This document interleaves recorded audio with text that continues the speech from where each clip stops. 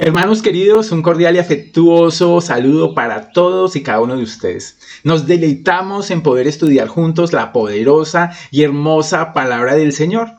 Y hoy vamos a seguir meditando en el Sermón del Monte de nuestro Señor Jesucristo en el Evangelio de Mateo capítulo 5.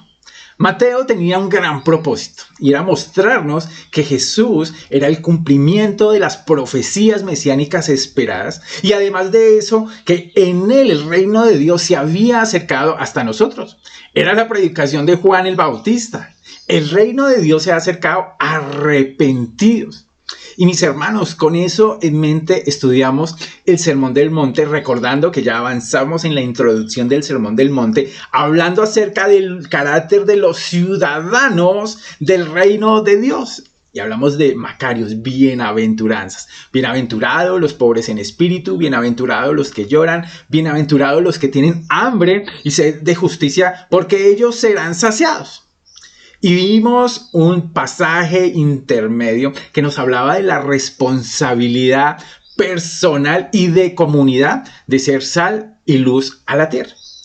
Y mis queridos hermanos, ver el carácter y ver la responsabilidad de los hijos de Dios en el reino, pues nos llena de una esperanza, viendo que el Señor Jesucristo es muy sincero en darnos a conocer la dimensión del reino de Dios en cada una de nuestras vidas. Entonces vamos a avanzar en el estudio en un nuevo bloque de enseñanza que lo vamos a denominar Entendiendo la Biblia con los ojos de Jesús. Y este bloque o esta serie de enseñanzas están acá en Mateo 5 y parten del versículo 17 hasta el 48. Hoy apenas veremos lo que podríamos llamar una introducción a este tema que está conectado con el bloque anterior, pero que nos plantea unos nuevos retos de interpretación para cada uno de nosotros. Nuestro texto para el día de hoy va a ser desde el versículo 17 hasta el 20. Entonces leámoslo para tener una idea panorámica de lo que nos quiere comunicar el Señor. Dice Jesús: no penséis que he venido para abrogar la ley o los profetas. No he venido para abrogar, sino para cumplir. Porque de cierto os digo que hasta que pasen el cielo y la tierra, ni una jota, ni una tilde pasará de la ley, hasta que todo se haya cumplido. De manera que cualquiera que quebrante uno de estos mandamientos muy pequeños, y así enseña a los hombres, muy pequeño será llamado en el reino de los cielos. Mas cualquiera que los haga y los enseñe, este será llamado grande en el reino de los cielos.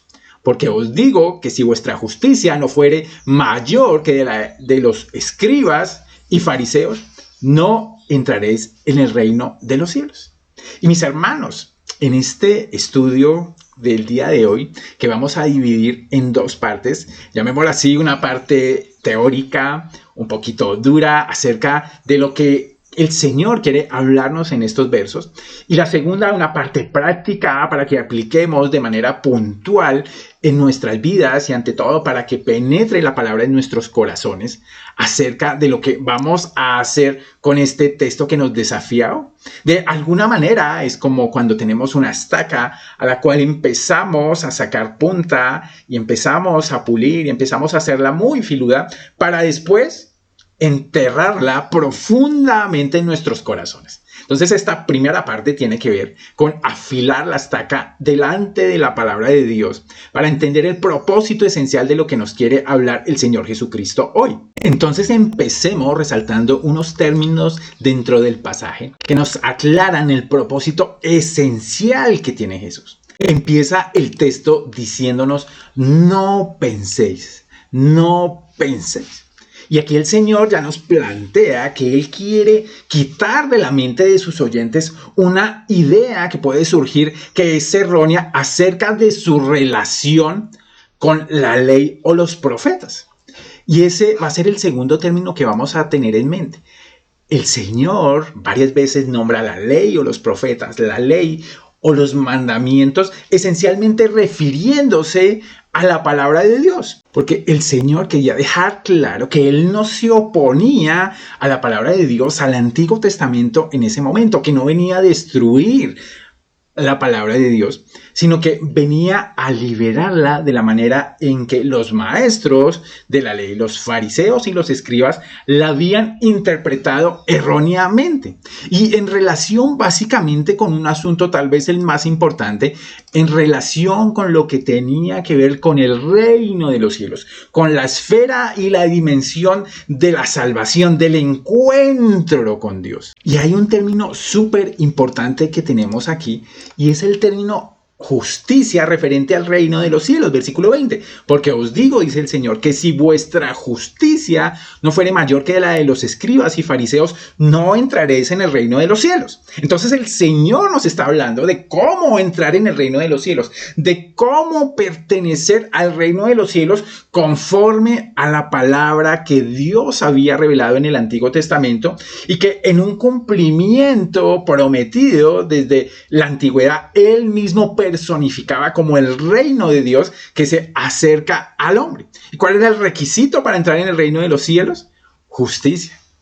Estar delante del Señor como una persona justa. Y ese era un requerimiento del Antiguo Testamento, la justicia perfecta delante de Dios. Y Él quiere contrastar su mensaje precisamente con el mensaje que estaban enseñando en ese momento los escribas y fariseos, hombres dentro de Israel que hacían un gran énfasis en la piedad personal. De allí, fariseo significa separado. Y ellos reglamentaban de manera práctica cómo obedecer a la Torá. Y lamentablemente los fariseos añadieron su tradición oral a la palabra de Dios, lo cual estaba absolutamente prohibido. Y los evangelios abundan en ejemplos que nos da el mismo Señor de Jesucristo acerca de cómo el fariseísmo igualaba las tradiciones y prácticas a la palabra de Dios y así las transmitía enseñando como doctrinas. Finalmente, ¿qué? Según Marcos 7:7, mandamientos de hombres. Entonces el Señor nos quiere mostrar esa relación que Él tiene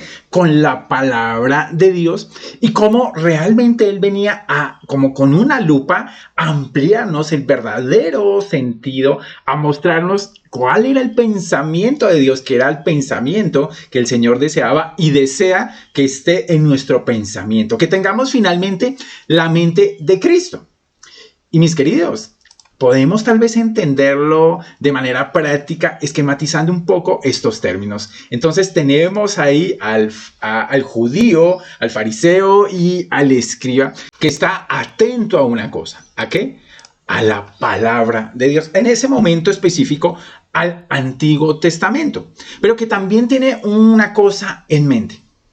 El reino de los cielos, el reino de Dios, el ámbito donde un hombre puede ser amigo de Dios. Por eso lo ponemos ahí con un símbolo de amistad, de reconciliación. Es en la dimensión donde cada uno de los hombres puede estar en paz con Dios, que es lo que necesitamos esencialmente todos los hombres.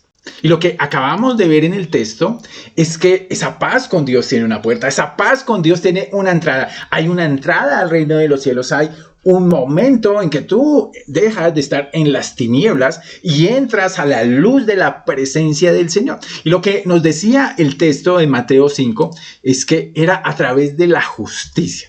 Era a través de la justicia que dictaminaba ¿quién? El mismo Dios, el juez justo y verdadero. Era el que demandaba una justicia verdadera conforme a su carácter revelado en el Antiguo Testamento, no solamente a través de la ley, sino también a través de los profetas, en sí, de toda la palabra de Dios. Y había un anhelo en este pensamiento de estos hombres, que eran hombres religiosos, un anhelo por la vida eterna, un anhelo por el reino de Dios. Y pensaban de manera correcta que, se los dijo el mismo Señor Jesús en Juan 5:39, que ellos examinaban las Escrituras pensando que en ellas tenían vida eterna. Pero fíjate que aunque ellos que conocían las Escrituras, que las estudiaban, que las meditaban y que confiaban en ellas para tener vida eterna, dejaron cegar su propio corazón para que esas escrituras, que lo que dice Jesús ahí en Juan 5 es que ellas son las que daban testimonio de él mismo, que Jesús era el Mesías, el Salvador, que Jesús era el ungido que venía a traer y a ofrecer salvación para todos los hombres a través de su vida. El Señor les dice: y no queréis venir a mí para que tengáis vida. Porque si creyeseis a Moisés, les dice Jesús, me creeríais a mí porque de mí escribió él. Fíjate que ellos rechazaron a Jesús porque en su pensamiento, en su manera de ver la Biblia, ellos concluyeron que tenían la capacidad para tener ¿qué? Justicia. Y por eso eran tan escrupulosos en los rituales. Y que esa justicia los podía llevar y entrar ¿a dónde? En el reino de Dios, en la vida eterna, que es la dimensión donde conocemos a Dios y donde podemos disfrutarlo, no solamente cuando estemos en su presencia total y consumada en el cielo, sino desde ya. El reino de Dios es disfrutable desde ya. Y se engañaban a sí mismos al pensar que agradaban a Dios porque guardaban la ley, o por lo menos pues guardaban parte de ella. Jesús les señaló que aunque eran muy escrupulosos, en los puntos a veces más precisos del ritualismo, ellos no estaban a la altura de la norma de santidad de Dios. El Señor les dice en Mateo 23 que ellos dejaban lo más importante de la Escritura, la justicia, la misericordia y la fe, para enfocarse en las pequeñeces prácticas que ellos mismos estipularon, pues para ver un poquito más cerca esa justicia externa entre ellos mismos. Buscaban la aprobación de los hombres, aunque no buscaban la aprobación de Dios. Nadie, ni siquiera el más estricto fariseo, era justificado, alcanzaba la justicia de Dios, porque otro era el propósito de la palabra de Dios. Y fíjate entonces que ese camino queda totalmente descartado, esa justicia propia. Los oyentes de Jesús se sorprenderían de que se necesitara más justicia de alguien tan escrupuloso externamente como los fariseos. Entonces nos mostraba un camino mejor, un camino que el Antiguo Testamento nos revelaba a través de todas esas sombras de los rituales, de la sangre que limpia el pecado. Y ese camino era que la Biblia, la palabra de Dios, nos mostraba nuestra incapacidad, nos mostraba nuestra falta de justicia. Nos mostraba que no éramos capaces de alcanzar la justicia requerida por el Señor, la santidad perfecta requerida por el Señor. Porque todos los que dependieran de las obras de la ley estaban bajo maldición. Escrito estaba: maldito todo aquel que no permaneciera en todas las cosas escritas en el libro de la ley para hacerlas. Nos cita Pablo Deuteronomio 27, 26 en el libro de los Gálatas para mostrarnos esa incapacidad de cumplir la ley. Y finalmente, entonces esto nos llevaba a buscar y a descansar ¿en quién?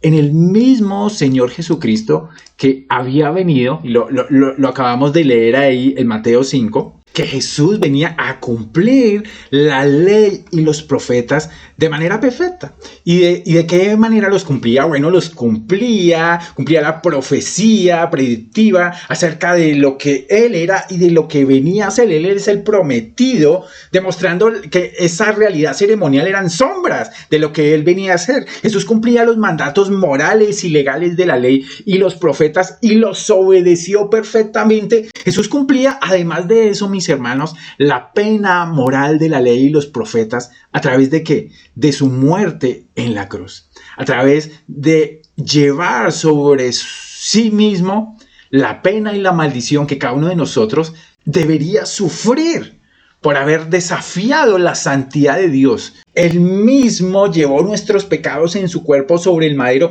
para que nosotros, estando muertos al pecado, vivamos a la justicia, y porque cuya herida fuimos sanados. Y ese padecimiento fue una sola vez por los pecados, el justo por los injustos. ¿Para qué? Para que, mis hermanos, se abriera la puerta para llevarnos a Dios. Entonces ese es el verdadero camino para entrar en el reino de Dios, la justicia perfecta de Cristo que Él venía a cumplir, no solamente las promesas, los dictámenes, sino la pena del pecado sobre sí mismo. Y si buscáramos un pasaje que nos resumiera todo este aspecto, podríamos recurrir a Pablo en el libro, en la carta de los Romanos, capítulo 3. Fíjate que desde el 20 dice: por tanto, nadie será justificado en presencia de Dios por hacer las obras que exige la ley, como pensaban los fariseos y los escribas. Más bien, mediante la ley, mediante la palabra de Dios, cobramos que conciencia de la magnitud del pecado. Romanos 3:21, pero ahora dice: sin la mediación de la ley se ha manifestado la justicia de Dios. Es la justicia de Dios, no la de los hombres, de la que dan testimonio ¿quiénes? La ley y los profetas. No es algo nuevo que trae el Señor, es el cumplimiento de la ley y la profecía del Antiguo Testamento. Romanos 3:22, esta justicia de Dios llega mediante la fe en Jesucristo a todos los que creen. De hecho, no hay distinción, hay acceso a través de Cristo para todos al reino de Dios, judíos y no judíos. ¿Por qué?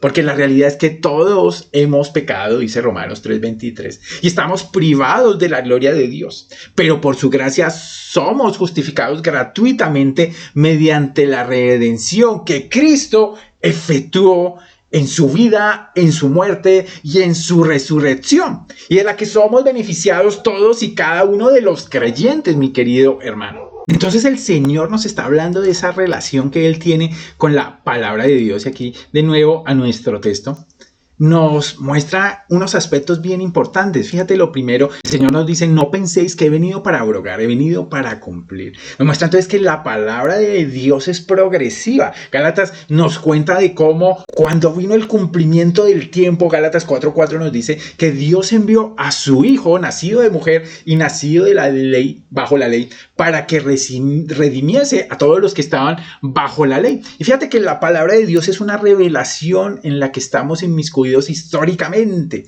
Entonces, Abraham tuvo una revelación, Moisés tuvo una revelación, pero la revelación máxima de la que disfrutamos ahora es el mismo Señor Jesucristo. ¿Y qué estamos esperando? También que la palabra de Dios se siga desarrollando progresivamente, porque esperamos el regreso de Jesús y la consumación del reino en todo su esplendor. Y el Señor Jesucristo, fíjate que viene en medio del tiempo a cumplir la propia palabra de Dios. Además dice el Señor algo que tiene mucha importancia, que hasta que pasen el cielo y la tierra, ni una jota, ni una tilde, ni la tilde aparentemente más insignificante de la palabra de Dios pasaría o no se cumpliría. Ni una jota ni una tilde pasará de la ley hasta que todo se haya cumplido. Y nos habla de la eternidad de la palabra de Dios. La palabra de Dios es permanente, tiene validez, es útil para nosotros. Versículo 19, de manera que cualquiera que quebranta uno de estos mandamientos muy pequeños y así enseña a los hombres muy pequeños será llamado en el reino de los cielos. Y fíjate que nos está mostrando que en la palabra de Dios que demanda perfección, esta sección del Sermón del Monte termina con un desafío: ser perfectos como nuestro Padre Celestial es perfecto. Y lo leemos en Deuteronomio, que había maldición sobre el que quebrantara uno, Santiago nos lo dice, uno o varios mandamientos, de alguna manera rompe una cadena de fidelidad a la palabra de Dios, y ahí quedamos todos. ¿De qué manera? Pero fíjate que aquí el Señor se refiere a cualquiera que los haga y los enseñe, aún el pequeño mandamiento, este será llamado grande en el reino de los cielos. ¿Quién los hizo y los enseñó de manera perfecta? Aquí nos está mostrando en este bloque la verdadera dimensión de la palabra de Dios, que los maestros de la ley habían distorsionado, habían de alguna manera diluido, habían cambiado en su afán de tal vez hacerla más cercana para que fuera al menos externamente más fácil de cumplir. Pero el Señor nos ha dicho, la palabra de Dios no cambia, es permanente, y la palabra de Dios demanda, la justicia de Dios demanda perfección. Entonces, ¿en qué punto quedamos? Necesitamos un Salvador, necesitamos la justicia que es por la fe. Y termina diciendo el versículo 20, porque os digo que si vuestra justicia no fuera mayor que la de los escribas y fariseos, no entraréis en el reino de los cielos. La palabra de Dios, mis hermanos, nos señala, como vimos, nuestra propia incapacidad.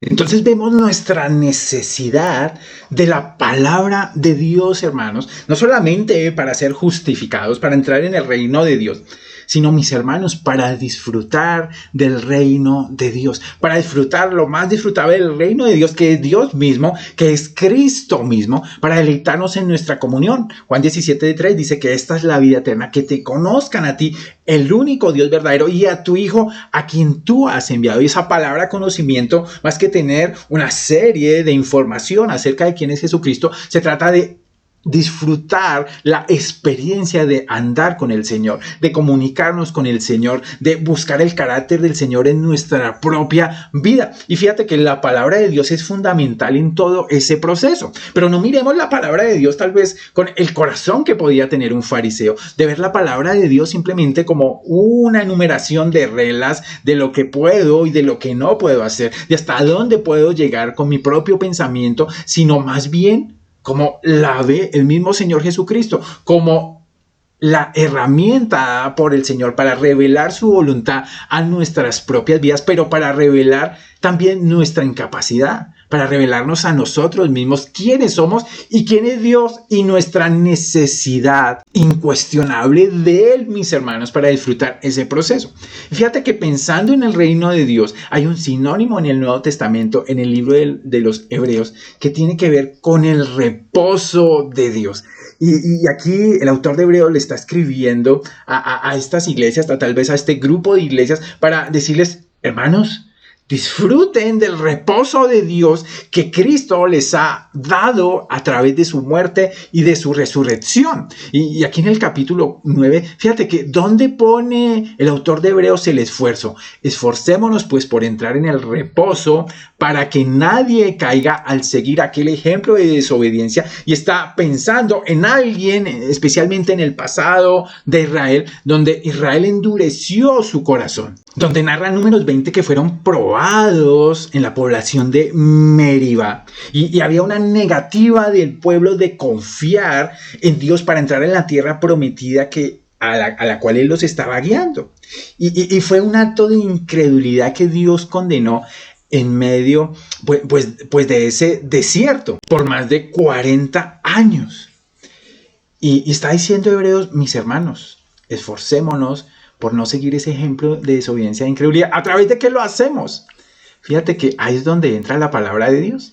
Ciertamente la palabra de Dios es viva y poderosa y más cortante que cualquier espada de dos filos. Penetra hasta lo más profundo del alma y del espíritu, hasta la médula de los huesos, y juzga los pensamientos y las intenciones del corazón. Ninguna cosa creada escapa a la vista de Dios. Todo está al descubierto, expuesto a los ojos de aquel a quien hemos de rendir cuentas. El antídoto para la incredulidad, el antídoto para la desconfianza, el antídoto para el endurecimiento del corazón, mis hermanos, es que la palabra de Dios nos abra, penetre hasta lo más profundo del alma, juzgue los pensamientos, juzgue las intenciones del corazón, y quedemos expuestos a los ojos del que tendremos que rendir cuentas. ¿Y de qué manera quedamos? Mis hermanos, igual que cuando nos predicaban el evangelio, ¿qué nos mostraba la palabra de Dios? Nuestra incapacidad. ¿Qué nos mostraba nuestra palabra de Dios? Que aún la mejor intención muchas veces no cumple de manera perfecta lo que Dios requiere. Y ver, mis hermanos, que así como los hijos de Israel fracasaron en el desierto y renunciaron a la fe, nosotros podemos caer también en esa tentación. Y el que seamos diagnosticados por la palabra de Dios no nos lleva solamente a ponernos en práctica de tratar de corregir esos errores, sino, mis hermanos, ¿qué nos dice el libro de Hebreos? A que nos descansemos en nuestro gran sumo sacerdote Jesús. Por lo tanto, ya que en Jesús, el Hijo de Dios, tenemos un gran sumo sacerdote que ha atravesado los cielos, aferrémonos a la fe que profesamos. Mis hermanos, no tenemos un sumo sacerdote incapaz de compadecerse de nuestras debilidades, sino que uno que ha sido tentado en todo de la misma manera que nosotros, pero sin pecado. ¿Qué nos dice el autor de Hebreos? Acérquese confiadamente al trono de la gracia, consciente de su propia falla, consciente de su propia pecaminosidad, para recibir la misericordia y hallar gracia que nos ayude, cuando más lo necesitamos. Esa es la invitación que tenemos en esta primera parte, que descansemos en la palabra de Dios, no como un manual de las cosas por hacer y no hacer, y aún podamos de alguna manera reglamentar para tal vez querer alcanzar al menos externamente esa perfección, sino que, mis hermanos, aferrémonos a nuestro sumo sacerdote que nos ha abierto el trono de gracia y allí podemos recibir la misericordia del Señor. Y mis hermanos, la pregunta es, ¿qué nos está impidiendo entonces acercarnos a la palabra de Dios para ver a Jesucristo? Porque es lo que estamos buscando en la palabra de Dios. De modo que, como ya tenemos la estaca bien afilada, podemos apuntar e incrustarla de manera práctica en un lugar específico, y esta es en nuestra relación con la palabra de Dios. La Biblia dice que deseemos como niños la leche espiritual no adulterada, porque es necesaria para nuestra edificación la palabra de Dios, y nos advierte acerca de la realidad de oír la palabra de Dios, de buscar la palabra de Dios. Fíjate cómo lo pone el Evangelio de Marcos, hablando de la parábola del sembrador, hablando de la semilla que cayó entre espinos. Dice, las semillas que cayeron entre los espinos representaban a los que oyen la palabra de Dios. Pero muy pronto el mensaje queda desplazado por las preocupaciones de esta vida, el atractivo de las riquezas y el deseo por otras cosas. Así que no se produce ningún fruto.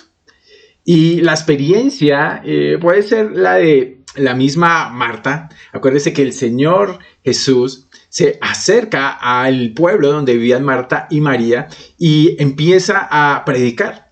Pero Marta dice que estaba distraída con los preparativos para la gran cena. Se acercó a Jesús y le dijo, Maestro, ¿no te parece injusto que mi hermana esté aquí sentada mientras yo hago todo el trabajo? Dile que venga a ayudarme. Pero el Señor le dijo, mi apreciada Marta, estás preocupada y tan distraída con todos los detalles. Hay una sola cosa por la que vale la pena preocuparse. María la ha descubierto y nadie se la quitará. De modo, mis hermanos, que el creyente tiene una prioridad, y es estar creciendo a través del encuentro con el Señor, a través de la conversación y la retroalimentación de la palabra y la oración. Y eso era lo que los fariseos y los escribas seguramente habían perdido, envueltos en una tradición de cosas por hacer que los distraía. Y esa palabra es clave, distracción. Que vamos a ver aquí que es el gran obstáculo para que la palabra, la mente de Dios, los pensamientos de Dios, la voluntad de Dios lleguen a nuestros pensamientos, a nuestra mente y a nuestro corazón. Y podíamos afirmar una definición de distracción. ¿Qué es una distracción? Una distracción es algo que atrae la atención, alejando la atención de donde debería aplicarse. Bueno, y es lo que le pasó a Marta. De este modo, cuando alguien se distrae, ya no concentra su atención en aquello donde tendría que estar, sino que la deriva hacia un lado diferente. Y en esta segunda parte queremos apuntar de manera específica a algo que hace 10 o más años no era un foco de distracción tan grande para los cristianos como lo es hoy. Bueno, no solamente para los cristianos, sino para todas las personas.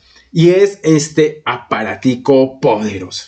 Hace años se dijo que esta era la invención del nuevo siglo XXI. Veíamos en el 2007 cuando se lanzaba este nuevo aparato, ya el teléfono ya no lo usábamos para oír, sino ahora lo usamos más bien para ver. Mientras usted espera, puede ver esta escena cada rato, el transporte, mientras estamos a la mesa, mientras caminamos.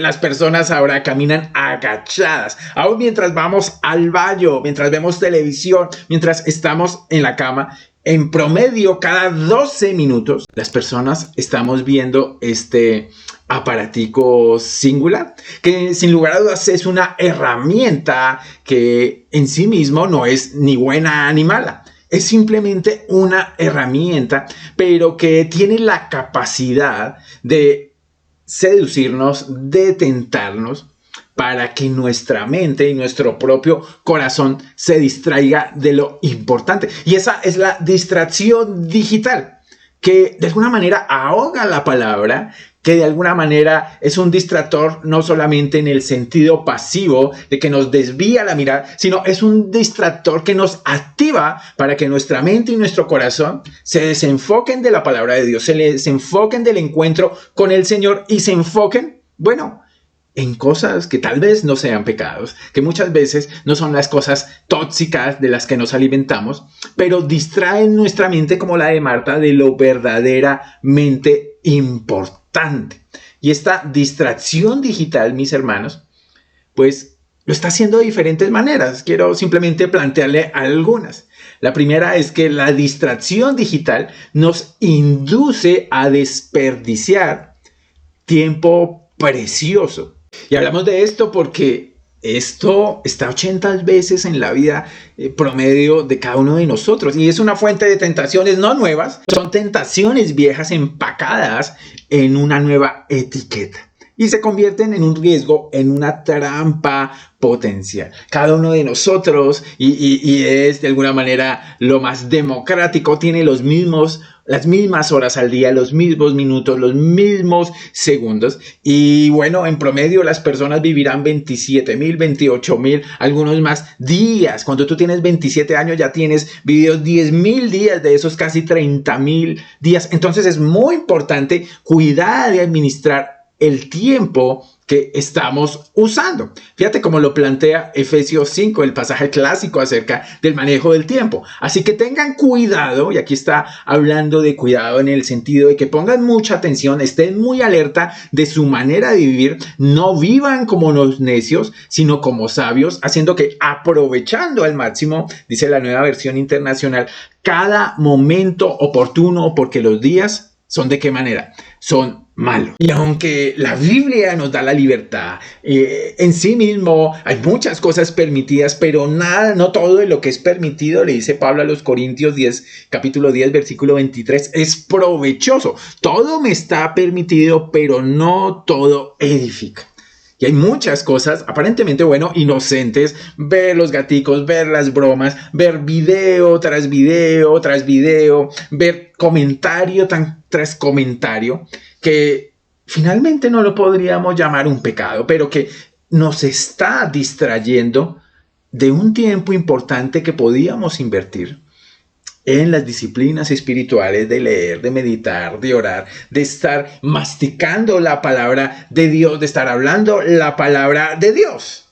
Y la pregunta es, ¿quién se ha quedado tal vez despierto cuando debería dormir simplemente corriendo la pantalla? Y otra tentación importante es que el teléfono, las aplicaciones del teléfono, las redes sociales nos incitan a amar los valores de este sistema. Y en un sentido amplifica la voz del mundo y nos llenamos muchas veces de esa chatarra que nos quita el hambre por Dios porque estamos satisfechos.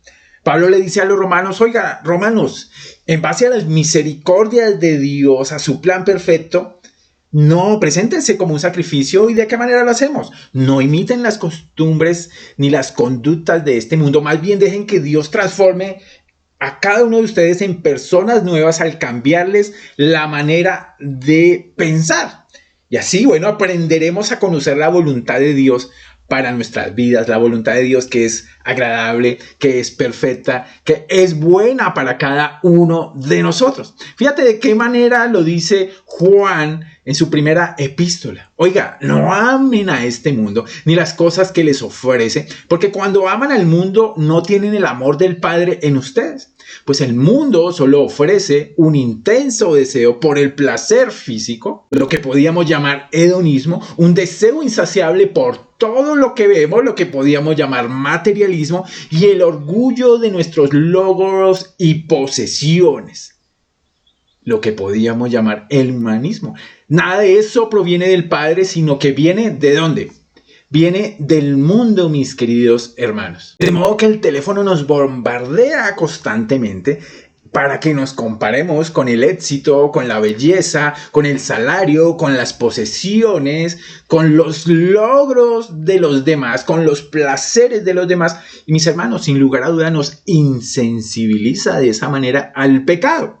Porque la palabra sembrada, la semilla de la palabra sembrada, simplemente se ahogó dentro de todo el pensamiento que producía las redes sociales dentro de cada uno de nosotros. Entonces fíjate que la distracción digital no solamente nos induce, nos incita, fíjate que no usaba la palabra, nos obliga, es una tentación constante.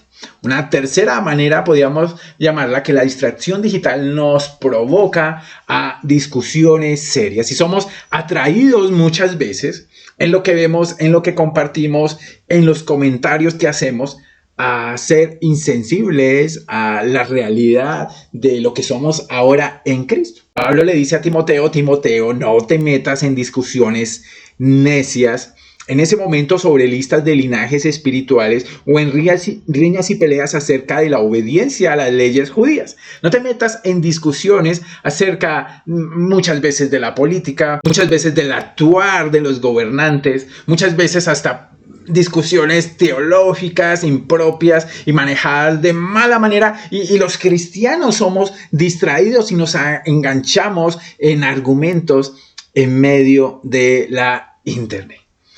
El Señor en Mateo 12:36 dice, y les digo lo siguiente, el día del juicio tendrán que dar cuenta de toda palabra inútil que han dicho. Y más aún cuando todo lo que usted escribe, todo lo que usted dice en medio de la red digital, nunca se borrará. Una vez dicha esa palabra, una vez escrita, se vuelve permanente, se vuelve global y se vuelve accesible a todo el mundo. La Biblia dice en el libro de Proverbios que el orgullo finalmente es la génesis, es el inicio del conflicto. El orgulloso, mis hermanos, genera contienda y somos provocados por este sistema de distracción digital simplemente a embarcarnos en discusiones muchas veces con personas que no conocemos acerca de asuntos que no entendemos y nos distraen del foco de lo verdadero. Otra distracción digital importante es que somos tentados. La distracción digital nos tienta a competir, nos tienta a presumir. Porque sin lugar a dudas las redes sociales muchas veces se tratan de un expositor de lo que somos. Y nos presentamos con nuestra mejor cara y mostramos lo más hermoso de nosotros, lo más destacable y decimos, miren lo listo que soy, miren qué listos son mis hijos, miren dónde estoy. Porque realmente nadie pone las imágenes tal vez cotidianas y reales de nuestra propia vida, donde no estamos del mejor ánimo, donde no estamos tal vez tan contentos, donde no mostramos realmente lo que somos. Queremos que nos amen y que tal vez nos idealicen y en ocasiones se vuelve un escenario para presumir aún nuestra espiritualidad o nuestra libertad cristiana, jactándonos, de lo que hacemos con nuestra propia vida privada. Y de ahí viene pues toda esta cultura del selfie como una obsesión por autoexpresarnos, por mostrar nuestra autoestima y la manera en que nos autopromocionamos. Cuando el llamado de cada uno de nosotros en relación con otros es que no hagamos nada de lo que hacemos en las redes sociales, en el mundo digital, por egoísmo o por vanagloria, sino que con actitud humilde cada uno de ustedes considere al otro como más importante que sí mismo, no buscando cada uno sus propios intereses, sino más bien los intereses de los demás. Estamos tan acostumbrados a querer capturar los momentos y, mis hermanos, muchas veces la mejor manera de vivir un evento es no tomarle una foto, porque tal vez no sea importante para muchas personas como usted lo puede llegar a creer. Y conectado con esto, la distracción digital nos seduce a muchas veces esperar la aprobación del otro, porque posteamos, porque hablamos, porque compartimos de nuestras propias experiencias, porque queremos una respuesta. Los científicos han dicho que cuando hay un me gusta, cuando hay un comentario sobre lo que hacemos, se libera dopamina en nuestro propio cerebro y nos hemos de alguna manera vueltos adictos a la aprobación aún de extraños. Y esta adicción, mis hermanos, además de distraernos, nos aleja de la aprobación de los cercanos. No la valoramos como algo realmente importante. Pablo es muy claro en contarnos que el que buscaba la aprobación humana o la aprobación de Dios, en este caso cuando predicaba el evangelio.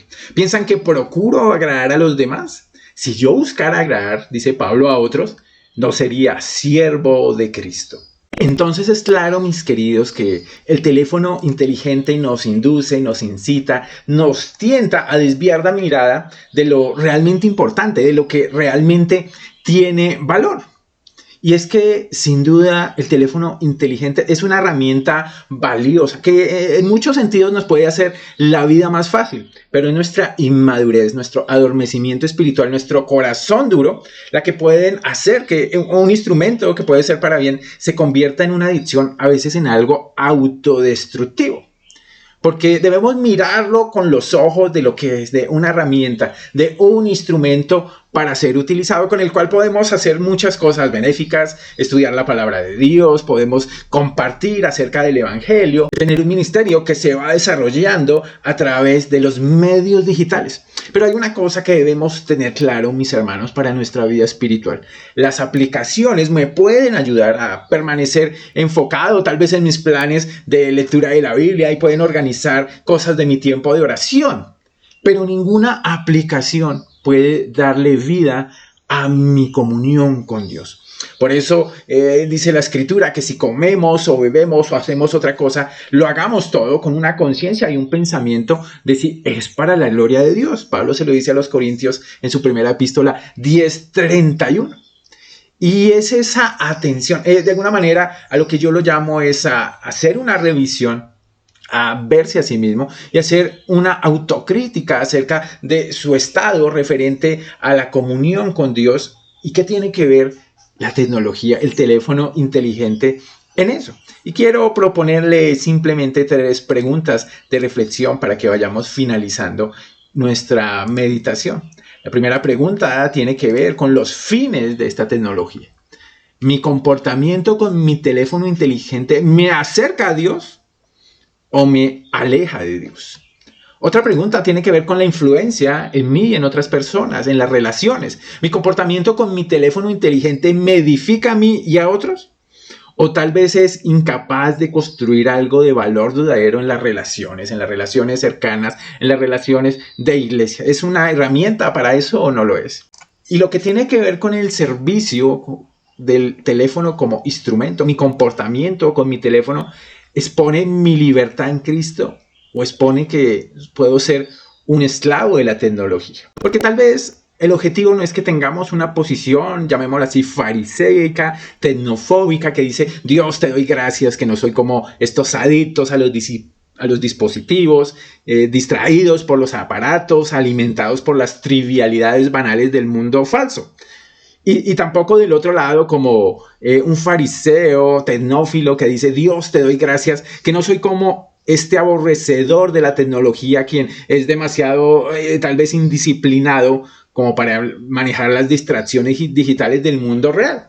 No, mis hermanos, es que podamos cada uno en comunión con el Señor tomar decisiones que tengamos que tomar, ya sea distanciarse una temporada del teléfono, tal vez usted se siente llamado a reconsiderar los límites en su vida digital y a poner límites más firmes, o tal vez definitivamente está harto pues, de una relación de odio y de amor con el teléfono, con las aplicaciones, con las redes sociales y decida deshacerse simplemente de su teléfono digital. Yo no puedo, tal vez ni debo decirle qué es lo que debe hacer, pero lo que sí puedo es animarle a que ponga atención a las convicciones del Espíritu Santo, quien le ayudará a tomar el siguiente paso en su relación con el teléfono, que está enfocado a la relación finalmente con la palabra de Dios que nos acerca al Señor. Hay un botón, tal vez para muchos desconocido, en el teléfono, y es este botón. El botón de apagado que en todos los teléfonos está. Y es un buen ejercicio poder estar sobre todo alertas, mis queridos hermanos. Pablo le dice a los tesalonicenses, queridos hermanos, no debemos pues dormirnos como los demás, sino mantenernos alerta y en nuestro sano juicio. Los que duermen, de noche duermen, y los que se emborrachan, de noche se emborrachan. Nosotros, que somos del día, por el contrario, estemos siempre en nuestro sano juicio, protegidos por la coraza de la fe y del amor, y por el casco de la esperanza de salvación. Y mis hermanos, que el Señor cree convicciones firmes acerca de nuestra realidad como hijos de Él, de nuestra cercanía a Él, de nuestro crecimiento en disfrutar la bondad, la misericordia, el amor del Señor en nuestras propias vidas. Y tal vez si algo está siendo obstáculo, puede ser muchas cosas. Hoy nos enfocamos en mirar un poquito más de cerca la tecnología que en general afecta a muchos. Tal vez sea la hora de tomar decisiones. Que el Señor nos esté guiando con el propósito, como decíamos al principio, de que entendamos la palabra, la Biblia, con los ojos del Señor Jesús. Un abrazo para todos ustedes. El Señor les continúe bendiciendo. Chao.